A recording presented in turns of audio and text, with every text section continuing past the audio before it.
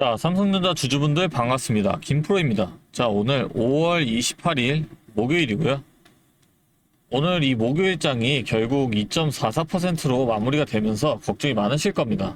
전일 최고가를 경신하면서 기분 좋게 출발을 했지만 오늘 결국 이 외국인과 기관의 출회 물량으로 인해서 2%가 넘는 하락세로 장을 마쳤죠. 전날 단일 종목 레버리지 ETF 출시로 첫날에만 무려 10조 원이 넘는 자금이 몰리면서 강하게 최고가를 기록을 했고, 임금 협상 잠정 합의안이 가결되었다는 소식까지 나온 상황에 왜 호가창은 이렇게 무겁게 주저앉으면서 마감을 한 걸까요? 왜 호재들이 가득한데도 주가는 급락을 기록하면서 하방을 크게 열어둔 채 끝이 난 건지, 이 가격과 수급이 왜 따로 움직이는지 그 원인을 정확히 파악하셔야 합니다. 현재 외인창고 수급을 보시면 이 UBS와 JP모건을 통해서 대량 매도 물량이 사정없이 쏟아졌는데 도합 약 160만 주가 넘는 매도 폭탄을 쏟아내며 주가를 짓눌렀다는 거예요. 창구별 수급을 보면 오늘 외국인은 무려 510만 주가 넘는 순매도를 퍼부었고, 기관계 역시 이 금융투자를 중심으로 160만 주가 넘는 물량을 쏟아냈습니다. 반면 이 640만 주가 넘는 물량을 밑에서 받아낸 게 바로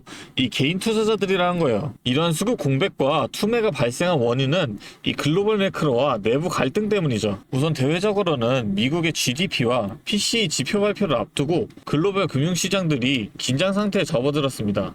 이 리스크를 피하려는 대형 자금들이 비중을 축소하고 있는 데다가 미국이 종전협상 와중에도 이란을 다시 공습하는 등 지정학적 리스크가 가중되면서 이 세력들의 안전자산 선호 심리가 극대화된 상태라는 거예요. 내부적으로도 최대 노조 조합 인원수가 7만 명 아래로 떨어지면서 과반 노조 지위가 흔들리는 등 내부 조직의 불확실성이 아직 가시지 않은 상황이란 겁니다. 이런 복합적인 리스크들이 겹치자 외국계 메이저 자금들은 레버리지 ETF 상장 소식을 틈타 차익 실현 물량을 쏟아냈다는 거예요. 이 노사 임역 가결과 단일 종목 ETF 상장이라는 화제성은 신규 매수세를 유입시켜 가격을 방어하기보다는 고점 영역에서 세력들이 리스크를 관리하고 빠져나가기 위해 개인들의 매수세를 유도하는 과정이란 거죠. 오늘 결국 5천만 주가 넘는 거래량과 15조가 넘는 이 막대한 거래 대금이 터지는 와중에 이 외국인과 기관이 680만 주 이상 던졌다는 건 하방에서 개인이 힘겹게 물량을 받아낸 불안정한 수급 전환 상태로 오늘 장이 끝났다는 겁니다. 오늘 결국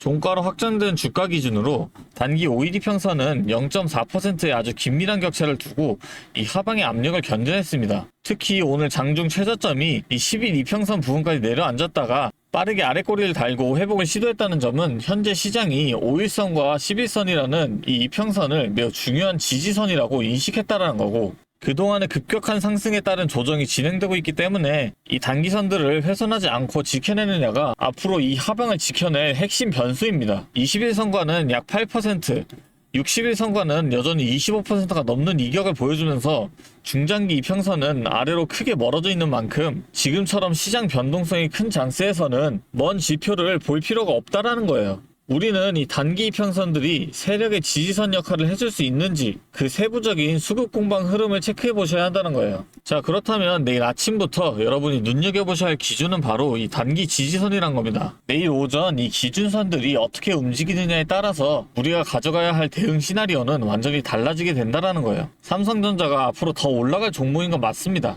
하지만 이렇게 최고가를 찍고 이 본격적인 조정이 들어오게 되면 반드시 그 하락폭이 깊어질 수밖에 없죠. 그렇다고 단순히 가만히 앉아서 지금 진행되는 조정 구간을 그대로 견디면서 계좌를 방치하기보단 장중 반등이 나오는 고점 구간에서 전략적으로 일부 물량을 조절하고 주가가 확실하게 낮아져서 바닥을 다질 때 다시 대응하는 게 수익을 극대화하는 길이죠. 하지만 여러분, 주가가 이 단기 지지선까지 떨어졌다고 해서 바로 무턱대고 매수하면 되는 걸까요?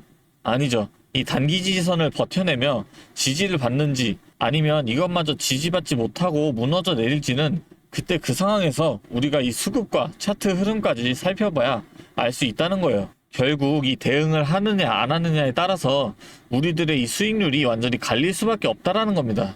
하지만 오늘 제가 이렇게 기준점을 잡아드렸지만 이 주식이라는 게 내일 당장 새로운 이슈나 정보가 들어오면 이 변동성이 생기기 마련이죠. 게다가 주주님들마다 들어오신 이 평단가들도 다 다르고 신규 진입을 노리시는 분들도 계실 텐데 제가 이게 무조건 맞는 정보다 라고 할 수는 없죠. 저는 제가 수집한 이 정보를 분석해서 가장 가능성이 높다라고 판단되는 내용을 방송에서 말씀드리는 겁니다. 물론 이 스스로의 기준이 확고하신 분들은 필요한 이슈만 캐치해서 가시지만 나만의 이 기준점을 세워보고 싶거나 제대로 된 대응 전략을 모르겠다 하시는 분들이 계시거든요. 제가 하루 종일 이 방송을 켜둘 수도 없고 이 유튜브 영상만으로 이 시장의 변동성에 혼자 대응하시기는 현실적으로 너무 힘듭니다. 그런 분들을 위해 제가 상단에 번호를 하나 잠깐 띄울게요. 010-3436-7531 여기로 삼성, 그리고 평단가 있으신 분들은 평단가까지 같이 적어서 문자 보내주시면 제가 여러분들 평단가에 맞춰서 당장 내일 오전장에서 나타날 수 있는 큰 변동성 속에서라도 대응 방법과 타이밍을 잘 정리해서 공유해드리도록 하겠습니다. 대신에 제가 바라는 건 딱히 없고요. 이 영상 하단에 구독하고 좋아요 한 번씩만 눌러주시면 저한테 정말 큰 힘이 되니까요. 이것까지 눌러주시면 감사하겠습니다. 제가 그리고 이렇게 또 도와드린다고 말씀드린 이유는 저 또한 이 과거에 여러분과 똑같이 막막함을 많이 겪어봤기 때문인데요. 이 2022년에 이 금리 인상으로 인해서 시장 전체가 크게 하락했던 시기 다들 기억하실 겁니다. 당시 저도 이 직장생활 하면서 틈틈이 주식을 했었는데 회의실 구석이나 화장실에서 몰래 스마트폰으로 계좌 보면서 한숨만 쉬었던 날들이 정말 많았는데요. 이게 워낙 우량주니까 시간 지나면 알아서 회복되겠지라고 생각하면서 버텼었는데 이게 확실한 기준조차 없으니까 계좌 손실은 계속 커지고 일상생활조차 집중하기 어려울 만큼 스트레스가 정말 심했습니다. 자, 그런데 이때 어떤 주식이 먼저 올랐는지 기억하시나요? 처음엔 다들 아시는 것처럼 뭐 이 로봇이 된다, 뭐 AI가 뜬다 하면서 대기업 투자 뉴스에 많은 사람들이 몰려갔었는데 그런데 저는 오히려 남들이 다 그런 뉴스에 관심 가질 때 이 2022년 말에 가장 밑바닥에 있던 이 2차전지에 집중을 했었습니다. 왜냐면 당시 전기차 수요가 일시적으로 둔화된다는 악재 뉴스가 도배되고 있었지만 제가 주목한 건 따로 있었습니다. 바로 우리 일상 속에 이미 이런 아파트 주차장이나 대형마트마다 이 전기차 충전 구역이 법적으로 의무화가 되면서 강제적으로 늘어나는 인프라의 변화가 눈에 띄게 일어나고 있었죠. 여기에 글로벌 완성차 브랜드들이 이 내연기관 생산을 전면 중단하겠다는 구체적인 계획들을 잇따라 발표하고 있었고 전 세계 모든 자동차가 결국 이 배터리로 바뀔 수밖에 없는 거대한 산업의 방향성은 그 누구도 막을 수 없겠다 라는 명확한 결론이 섰던 겁니다. 결국 이 배터리에 들어가는 핵심 소재를 만드는 기업의 가치는 올라갈 수밖에 없다 라고 확신을 했기 때문에 저는 남들이 다 포기할 때 이 2차전지 하나에 철저하게 집중을 해서 계좌 손실을 다 메꾸고 빠르게 회복해냈었죠. 하지만 이 2차전지가 오른다는 걸 알아도 이 기업마다 들고 있는 이 기술력들이 다 다르고 주가가 흔들리는 이 등락폭이 전부 다 다를 수밖에 없잖아요. 그래서 제가 평소에도 이 기업에 대한 분석과 기업에 대한 가치를 좀 판단을 한 다음에 진입을 하셔야 한다 라고 말씀을 드리는 겁니다. 지금 이 영상 보시면서 어떻게 해야 할지 걱정하시는 분들 마음 제가 너무나도 잘 압니다. 여러분들만큼은 제가 겪었던 이 시행착오를 피하셨으면 합니다. 네, 다시 한번 말씀드릴게요. 010-3436-7531 여기로 삼성,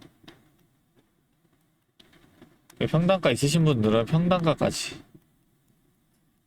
같이 적어서 문자 남겨주세요. 그럼 제가 최대한 빠르게 이 문자 확인한 후에 여러분 당장 내일 오전장부터 명확한 대응 이어나갈 수 있도록 도와드리겠습니다. 그리고 여기까지 보신 우리 구독자님들을 위해 제가 아주 특별한 선물 하나 준비했는데요. 방금 제가 2차전지 이야기 말씀드렸던 것처럼 이 시장의 일시적인 악재에 가려져서 남들이 전혀 쳐다보지 않고 있을 때 지금 이 메이저 자금들이 조용히 진입 기회를 노리고 있는 하반기 핵심 주도주 리포트를 선물로 준비했으니까요. 주주님만 꼭 놓치지 마시고 이 선물까지 챙겨가셨으면 좋겠습니다. 자, 오늘 제가 준비한 선물은 요즘 굉장히 핫한 이 AI와 관련된 종목인데요. 자, 그런데 이 AI가 사용되는 곳이 굉장히 또 많고 용량도 크다 보니까 전기가 부족해져서 이 전력난이 상당히 심각하다는 겁니다. 이게 어느 정도냐면 이 데이터 센터가 쓰는 전기량이 우리나라 전체 사용량의 2배가 넘는다는 거죠. 그래서 이 데이터 센터 기업들이 가장 먼저 해결해야 하는 숙제가 바로 이 전력난을 해결하는 겁니다. 자, 그런데 이 전력난을 해결하려고 발전소를 더 지으려면 이 10년이 넘는 시간이 걸리는데 당장 내일 전기가 모자란데 10년은 너무 길죠. 그래서 오늘 가져온 게 가상발전소인데요. 이 가상발전소는 정부와 기업도 큰 관심을 보이는 핵심 사업이라는 겁니다. 그러면 이 가상발전소는 뭘까요? 실제로 발전소를 짓는 게 아니라 여기저기 흩어져 있는 전기들을 네트워크로 묶어서 하나의 발전소처럼 통합 관리하는 시스템인데요. 예를 들어서 전기차 배터리에 남은 전기를 전력망에 다시 팔아서 수익을 낼 수도 있는 겁니다. 이런 식으로 전국의 남은 전기들을 AI가 모아서 마치 하나의 거대한 발전소처럼 운영하는 거죠. 사실 지금까지는 전기를 절약해야 한다, 이렇게만 생각했잖아요. 그런데 이 조건 자체를 바꿔버린다는 겁니다. 이 발전소를 무작정 지을 수 없다면 있는 전기를 얼마나 효율적으로 쪼개서 쓸 수 있느냐가 핵심이 된 거예요. 이게 바로 이 가상발전소가 앞으로의 시장을 지배할 수밖에 없는 이유가 되는 겁니다. 이미 테슬라에서는 일본에서 가상발전소 사업을 전국으로 확대했고요. 우리나라 정부도 제주도에서 이미 시범 사업을 운영하는 중이죠. 결국에는 이 가상발전소, 즉 VPP 사업이 미래의 핵심 사업으로 자리 잡을 수밖에 없는데요. 제가 이 중에서도 무려 5년 전부터 이 가상발전소를 준비해온 특정 종목 한 가지를 가지고 왔습니다. 이 기업은 다른 경쟁사들이 이제 막 가상발전소 사업에 뛰어들 때 이미 5년 전부터 대기업들과 인프라 구축을 마쳤고, 범용성 또한 한 가지에 묶여 있는 게 아니라 아파트, 상가, 공장, 그리고 전기차 충전소까지 서로 다른 에너지를 컨트롤하는 독보적인 통합제어 기술을 이미 갖추고 있다는 겁니다. 다시 말해서 에너지 효율을 뽑아내는 기술력이 시장 평균보다 이미 30% 이상 앞서고 있다는 평가를 받고 있어요. 그렇다면 올해 2026년 분산에너지 특화 사업이 본격화되면 어떻게 될까요? 이 기업의 소프트웨어가 전국에 깔리게 되는 압도적인 점유율을 예상해 볼 수 있겠죠. 그렇다면 우리는 남들보다 한 발 앞서서 이 수익의 길목을 지키고 있어야 큰 수익을 가져간다는 겁니다. 자, 제가 지금 정말 공들여서 분석한 이 종목 정말 궁금하시죠?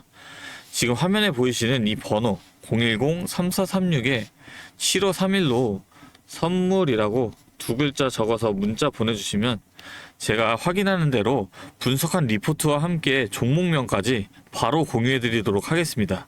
제가 드리는 이 선물로 우리 구독자분들이 조금 더 여유있고 성공적인 투자 이어나가셨으면 좋겠고요. 지금까지 긴 영상 시청해주셔서 감사합니다. 김프로였습니다.